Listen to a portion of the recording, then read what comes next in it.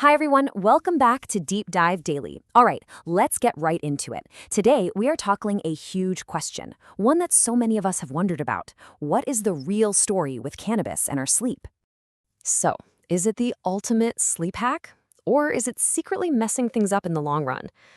People have really strong feelings about this, and you'll hear completely opposite stories. So today, we're just going to cut through all that noise and stick to what the science actually says. And this is not some fringe topic at all. I mean, get this, almost half of all people who use cannabis say they use it specifically to help them fall asleep. That is a massive number, which tells you just how important it is to understand what's really happening inside our brains. Okay, so let's begin with the good stuff, right? There's a solid reason so many people swear by this for sleep. And honestly, those initial effects, they can feel like an absolute game changer. So let's learn a quick science term here, sleep onset latency. It sounds super technical, but really, it's just a fancy way of saying how long it takes you to conk out. And the research? It shows THC can seriously decrease this latency. In other words, it helps you fall asleep way faster, which is a huge, huge win if you're someone with a racing mind at night. And hey, this isn't just people saying it works. Actual studies looking at folks with specific conditions like insomnia, depression, and even PTSD found that cannabis didn't just help them get to sleep faster, it also helped them sleep longer. And that led to real, tangible improvements in how they felt day to day. But THC isn't the whole story here. We've also got to talk about CBD. That's the non-psychoactive part of the plant. It's also showing some really fascinating promise for sleep, but it seems to work in totally different ways. So here's the theory on how it might work. First, it could help lower your core body temperature, something your body naturally has to do to get sleepy. Second, it might make you more sensitive to a chemical called adenosine. That's the stuff that builds up all day to make you feel tired. And third, it seems to help quiet down the amygdala, which is like the fear and anxiety center of our brain, helping us just relax. But, and this is a really big but, the research on CBD is still super, super new. Scientists are still trying to figure out the right dosage for sleep. And get this, it seems like really low doses and really high doses might actually keep you awake. So yeah, it's promising, but we are definitely not at the finish line yet. All right, so you're falling asleep faster. That's the good news. But this is where our story takes a pretty sharp turn. Because while you might be getting to sleep quicker, the quality of that sleep, well, that's a whole different conversation. Here's the deal. A healthy night's sleep moves through different stages: light, deep, and REM sleep. All of them are absolutely critical. But when you introduce THC into the mix, it dramatically, and I mean dramatically, shrinks the amount of time you spend in that all-important REM stage.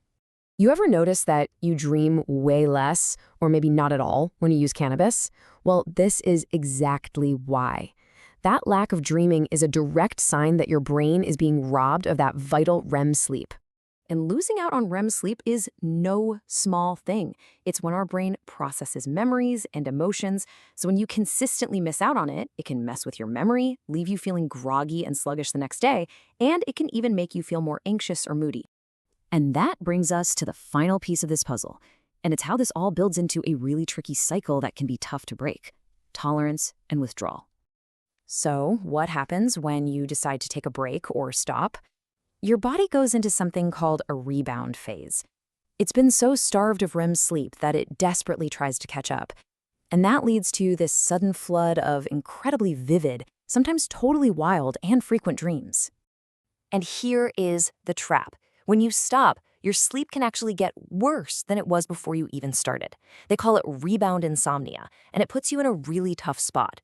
Do you keep using it for so-so sleep, or do you quit and risk not sleeping at all for a while? This whole cycle gets even worse because our bodies are smart and they build a tolerance to THC over time. That often means you need to use more and more just to get that same initial effect of falling asleep, which just digs you deeper into the REM sleep problem and makes it even harder to stop. And the long-term data really paints a clear picture here. One huge study found that cannabis users had a 45% higher rate of insomnia compared to non-users. And the more often you use it, the bigger the risk. Daily users were found to be twice as likely to report having symptoms of insomnia. And get this, chronic users are 64% more likely to sleep less than 6 hours a night, which is way, way short of the 7 to 9 hours our bodies actually need to function well. So after going through all of that, the good and the bad, What's the big takeaway? It really just comes down to being able to make an informed choice for yourself, understanding all the trade-offs involved. So here it is, all laid out. In the short term, you fall asleep faster. No doubt about it. But long term, you're risking your precious REM sleep, and you could get caught in that nasty tolerance and withdrawal cycle. It's a classic case of short-term gain for some potential long-term pain.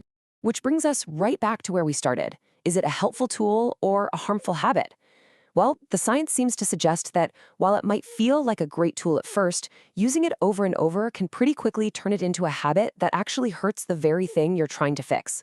But what do you guys think? Hit that like button if you enjoyed this, share it around, and subscribe for more. Drop a comment below with your views.